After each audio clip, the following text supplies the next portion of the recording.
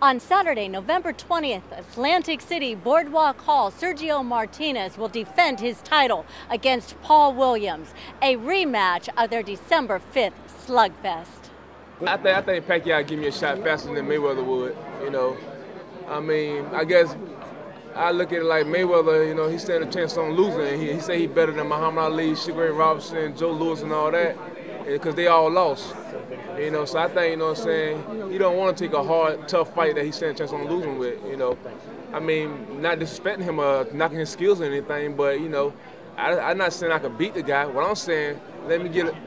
I want the chance to prove to myself and my fans that, hey, I can get in there, you know what I'm saying, I can be the one to possibly beat you, you know. What do you make of the Margarita? I got to go with Pacquiao, you know what I'm saying. Margarita is not the same Margarita when I fought him in 07, you know. I mean, he been taking beatings. In his last fight, Mosley couldn't get off, you know what I'm saying? Everybody know Margarita started late, you know, and with Mosley, you know what I'm saying, he didn't ever get a chance to start late. Paul, by the way, you didn't have those watches when you fought on Showbox. No. What do you take away from fighting Sergio the first time that you can apply this time? Oh, this time, you know what I'm saying, I got better time to prepare myself, and now I'm in the ring with guys that's left-handed and guys that's gonna be slick and stuff.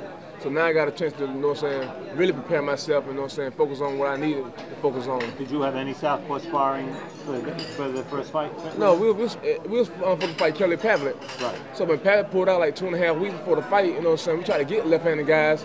Who we could get was Quintana, but that's not enough time to train for a guy on Martinez level. Right. So my manager, Ms. Peters, told me to just make him fight. So because you're going to have more preparation time, will the strategy be different than it was the first time? I have to see when I get in the ring. We always work on different strategies and stuff, but when I get in the ring, my style adapt to how I fight this guy. But I know it all depends. You know, if he hit me with a good shot, then he probably go all out the window. We going back to banging, you know what I'm saying? Knock down, drag out, but it probably be bad for me and stuff, like, because I'm going to be in there just banging with him and stuff. But for the fans, it'd definitely be good for y'all. Right. How much did you know about him last time around, and how did you go in with kind of a lack of respect for him?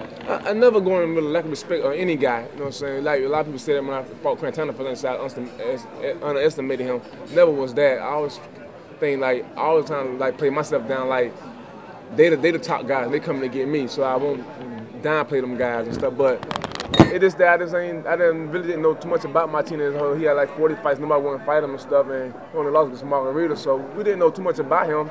And then my mind was geared on Kelly Pavlik, so I was so focusing on guys to stand in front of me doing this, it's coming towards me, and then when the whole plan switched around, like I couldn't get ready to focus for that, couldn't prepare myself, so we was already in the top of the shape we was in, so our game plan was just make them fight, to stay on them, just keep pressing the gas on them, and just keep throwing. So that's how that fight came out like that. You'd been after it. Pavlik had been on your mind for a long time. What did you think of the way Martinez handled him? Oh, we respected that. You know, I expected Martinez to knock him out and stuff because he stopped, after he got his little cuts and stuff, he stopped fighting. That's one thing you can't do.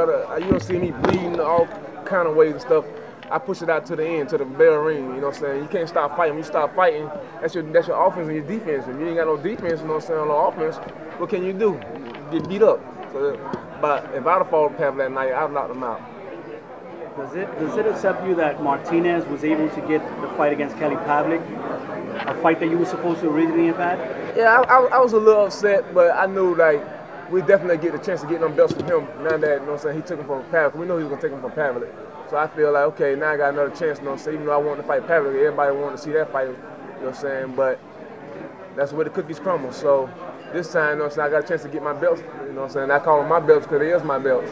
You know, he just holding them for me right now. But don't you think trying to get him down to 147 with his height, it will eventually affect him? He's always been that height.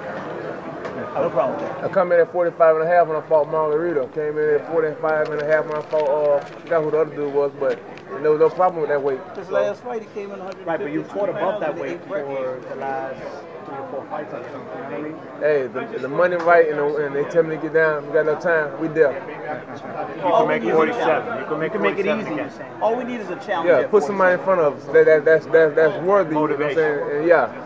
What we need is a challenger at 147 pounds, Okay, and we'll fight. That's what we Some of need. the things Martinez gave you problems with on your first fight.